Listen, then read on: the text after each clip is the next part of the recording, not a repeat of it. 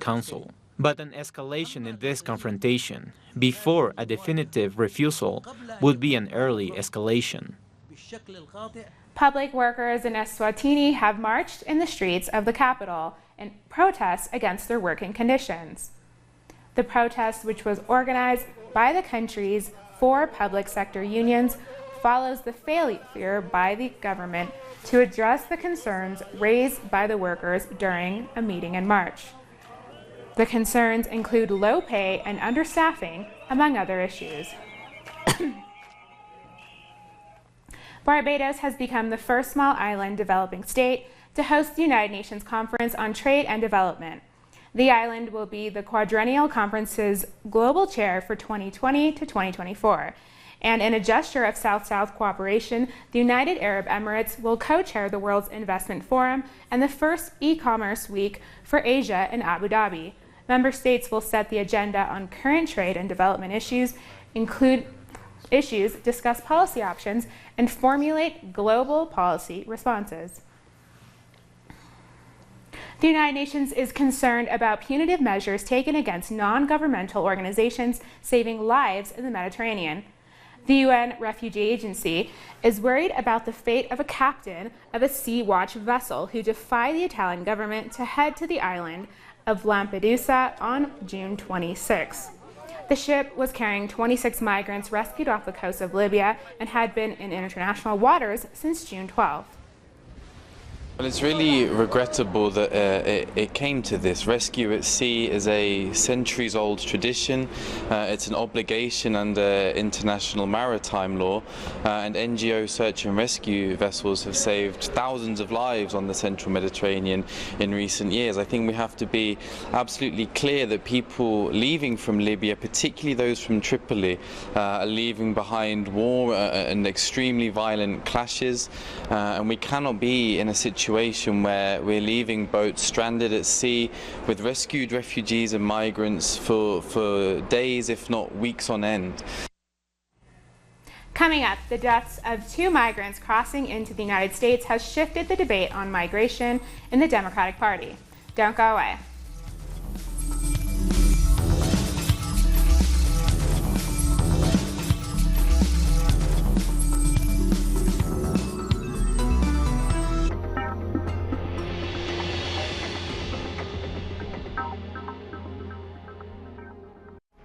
Pakistani journalist Tariq Ali examines the mass media influence promoted by imperialism.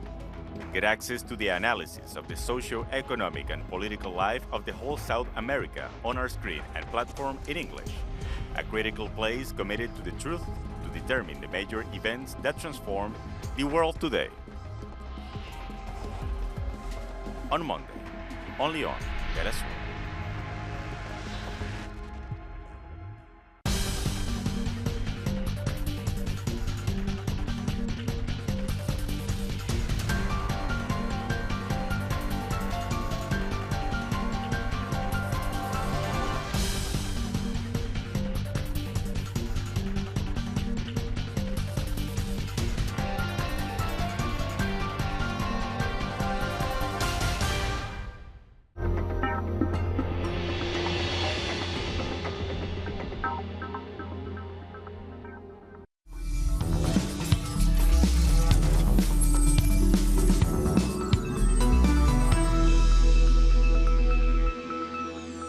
Welcome back. The bodies of a Salvadoran father and daughter who drowned trying to cross into the United States from Mexico have been taken for forensic examination. The deaths of Oscar Martinez and 2-year-old Angie Valeria have provoked indignation in Latin America and raised the temperature in the debate over migration in the United States. The government in El Salvador has agreed to fly the bodies home, but many hold the U.S. administration responsible. The deaths of this child and her dad, of the others who died 2 weeks ago in the El Paso region, of Jacqueline who died in the detention center, all of them are the responsibility of the Trump government, and now it seems also the government of López Obrador will be responsible for whatever happens in the future. And in El Salvador, the mother and father of Oscar Martinez spoke about their son and granddaughter. They showed pictures of the family and explained why they had decided to take the risk of traveling to the United States. When the girl's mother saw they were being dragged by the water, the girl was waving at her. Since they lived here with me in the same house, they wanted to have their own house, and that's why they left. The issue of immigration dominated the first Democratic presidential debate in the United States. Candidates attacked U.S. President Donald Trump's border policies, calling them heartless. Former Housing Secretary Julian Castro, the only Latino on the contenders list, called for an end to the criminalization of undocumented migrants. Watching that image of Oscar and his daughter Valeria is heartbreaking. It should also piss us all off. If I were president today, and it should spur us to action, if I were president today, I would sign an executive order that would get rid of Trump's zero tolerance policy, the Remain in Mexico policy, and the metering policy. This metering policy is basically what prompted Oscar and Valeria to make that risky swim across the river. They have been playing games with people who are coming and trying to seek asylum at our ports of entry. That tragic photo of that parent, that child, and I'm saying this as a father, every American should feel that in their heart, and every American should say, that is not America, those are not our values, but we have to get under the skin of why we have this crisis in our system, because we're not being honest about the division that's been fomented in this country, the way that American citizens have been told that immigrants somehow created their misery and their pain and their challenges. For all the American citizens out there who feel you're falling behind, who feel the American dream's not working for you, the immigrants didn't do that to you. The reason that they're separating these little children from their families is that they're using Section 1325 of that act, which criminalizes coming across the border, to incarcerate the parents and then separate them. Some of us on this stage have called to end that section, to terminate it. Some, like Congressman O'Rourke, have not. And I want to challenge all of the candidates to do that. Our correspondent in Washington, D.C., Jorge Gestoso, can tell us what to expect from the second debate being held tonight. Thank you. A lot of expectations tonight for the second tier of Democratic candidates in a second debate, 10 of them. Among them, the ones who are leading the polls, we're talking about Joe Biden, we're talking Bernie Sanders, Kamala Harris, Pete Buttigieg, among others. And the discussion to be seen and to be watched is two different approaches among the Democratic Party.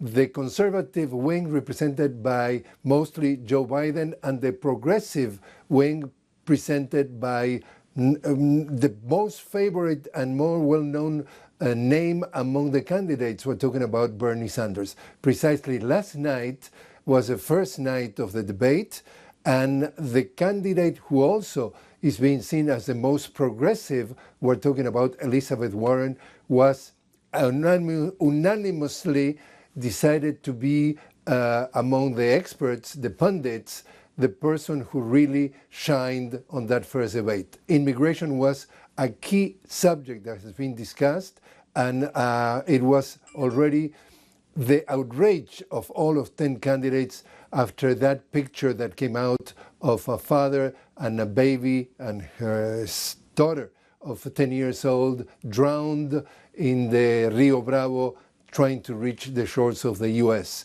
Immigration then has been one of the issues that also in terms of the conditions that the migrants are being held has been created an outrage and also has been presented to the courts. We're talking about a federal judge has received a request of activists demanding, basically what they're saying is it's needed an immediate supervision and visit to those detention centers that has been called also concentration camps because of the outrageous, absolutely and conditions or no respected of human rights, and where children are being kept in cages and with no food, with no blankets, with no soap, sleeping on the floor, and for many, many days, just way beyond what the law established. So tonight, very important then to watch what the Conservative Party, the conservative wing of the Democratic Party, and the progressive wing are going to clash, and who's going to end up being the winner. We get back to you now. We thank Jorge Jososo for that report from Washington.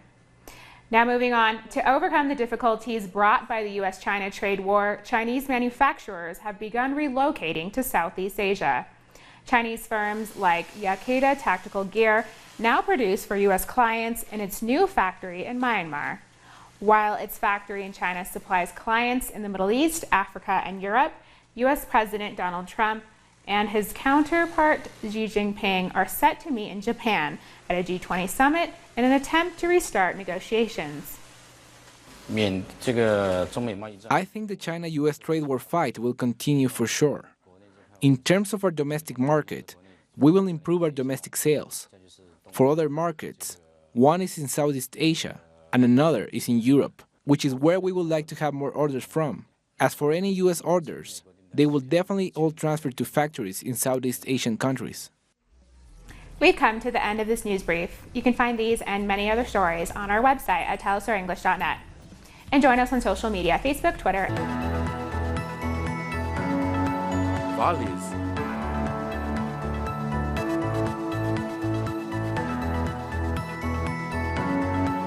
Passion and more.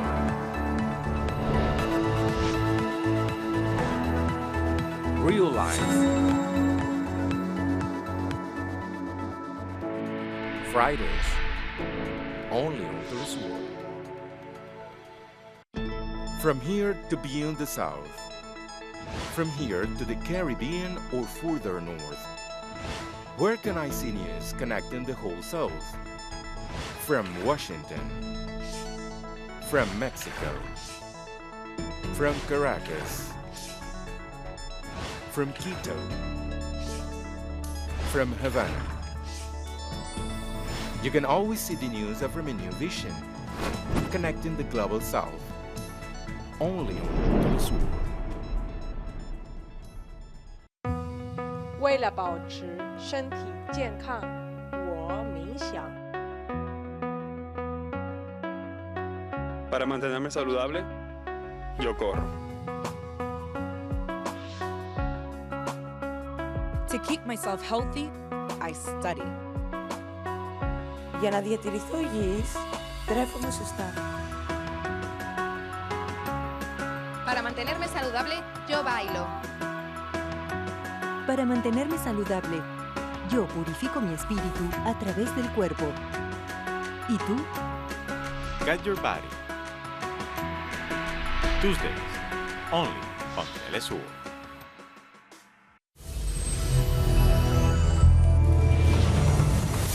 You're watching Telesur English. I'm Camila Escalante, and these are the headlines at this hour. The Venezuelan Minister of Communication, Jorge Rodriguez, held a news conference today as a follow-up to the revelations detailed on Wednesday regarding plans by the opposition to carry out assassination attempts and the latest foiled coup. The minister made it clear that what has been presented are not hypotheses nor speculation, that what has been presented are facts and testimonies obtained through months of intelligence work. Rodriguez said that this allowed the government to know precisely what is being planned by terrorists of the country's far right. What is extremely dangerous is when they order killings. The assassination of the president, the assassination of the first combatant Celia Flores, when they order the assassination of Diosdado, or when they order the killing of the president of the Supreme Court, when they order the killings of social leaders of the 23 de Enero neighborhood, or of Katia, they are activating an operation which would allow them to shoot more than 140,000 machine gun rounds. We're talking about a real massacre with an extreme and violent chain reaction. Uruguay has led a walkout from the General Assembly of the OAS in protest at the seating of a delegation claiming to represent Venezuela.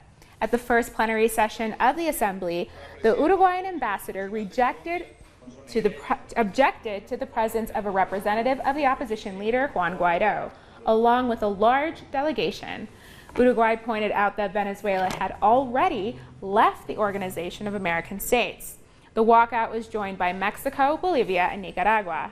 Several Caribbean countries also spoke out against the presence of the Guaido delegation, including Antigua and Barbuda, St. Vincent and the Grenadines, Dominica, and Suriname.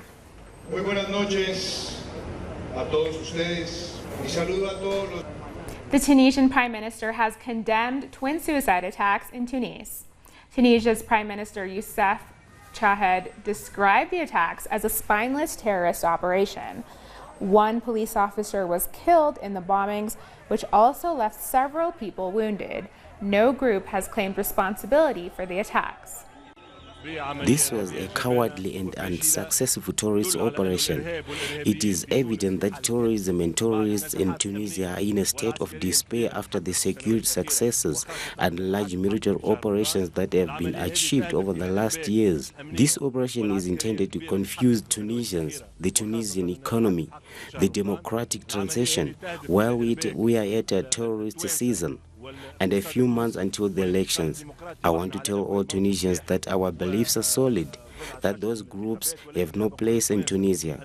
We have fought a life or a death fight, a fight over existence. We will not rest until we annihilate every terrorist or terrorist groups. And those are the headlines at this hour. For these and more stories, go to our website at telesaurenglish.net.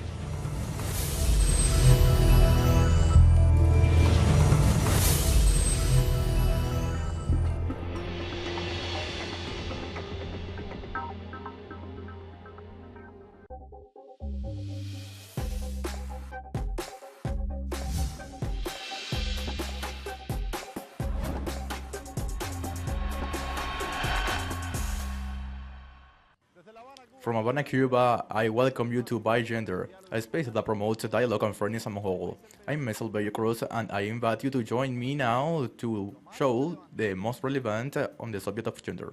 Today, we propose you a special program dedicated to the visibility and analysis of crimes of the economic, commercial, and financial blockade imposed by the United States against Venezuela and the consequence that this has on the sexual or reproductive Venezuelan government to cope with the financial and economic attacks of the country.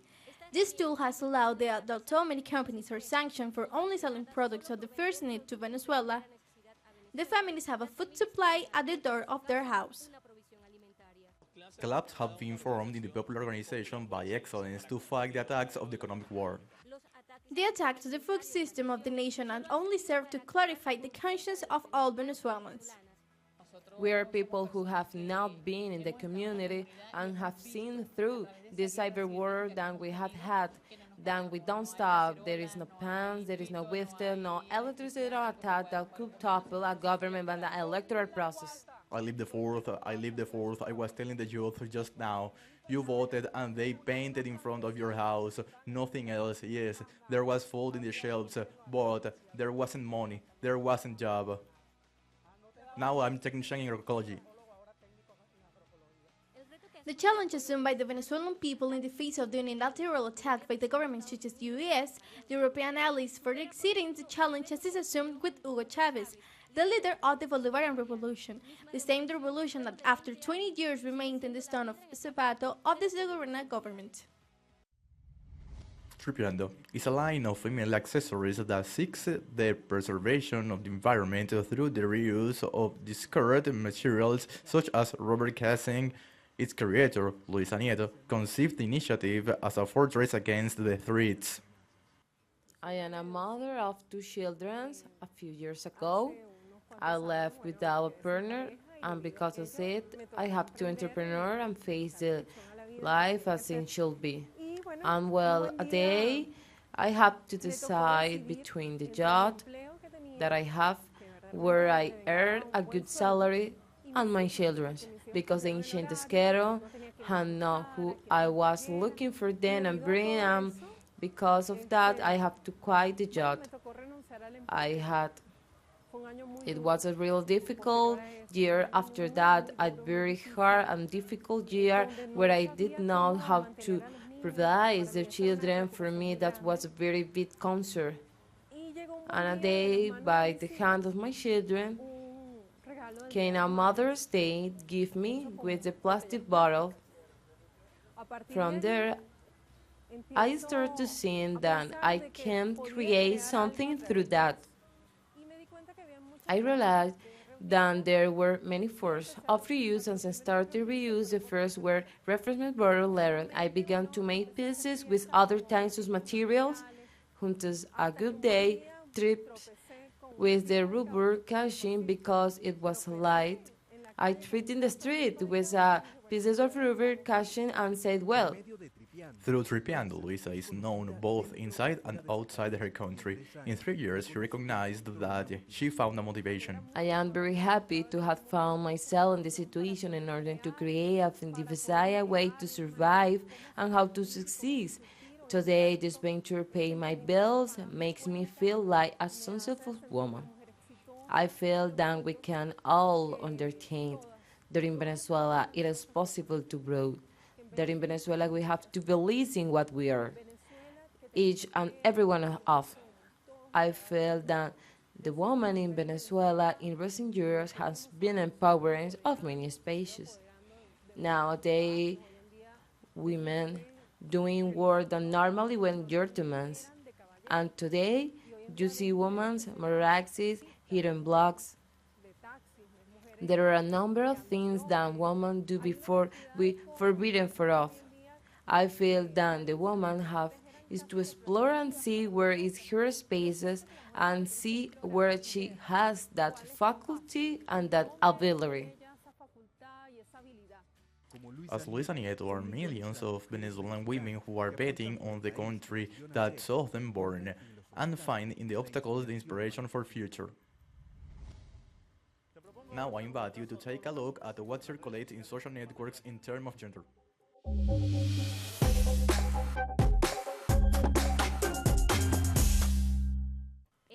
This week, the Venezuelan people joined to push the label #clap against the blockade to denounce the new U.S. economic sanctions.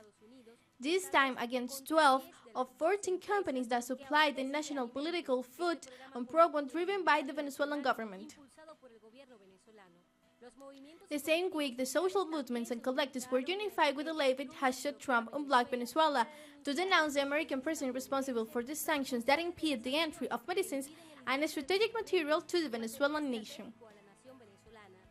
The user at Aranza Tirado wrote, "When Venezuela is financially broke, when the assets of its state or company is stolen, people receiving medical treatment abroad are being killed." And the user of the research asked Mission Verdad published the following video, which the victims of the blockades of the United States speak. We who are here on this side, we are living in flesh our experience of this blockade, which is affecting us. I want to say to anyone who gets to this video, please help us to be solved. We depend on PDVSA. It's a very important entity that has financed the cost of this treatment that you should understand extremely expensive. Today in perspective, we will know the issue that little is dealt with the media industry, the illegal economic blockade that applies against Venezuela people and that directly affects many sectors of the society. From by gender, we will emphasize how women are affected and their sexual and reproductive rights.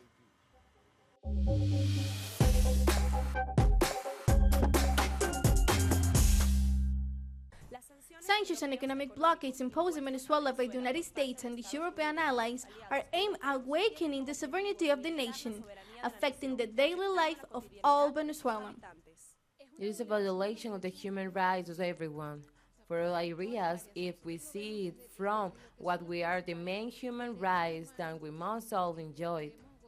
From the perspective of gender, from the perspective of the life cycle, and what is interculturally, we see that it is a systematic violation, that has been progressing and that affects our everyday.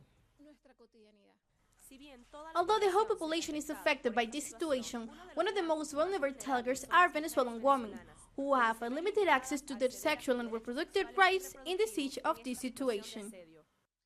Sexual and reproductive health is a compendium of rights that we have women.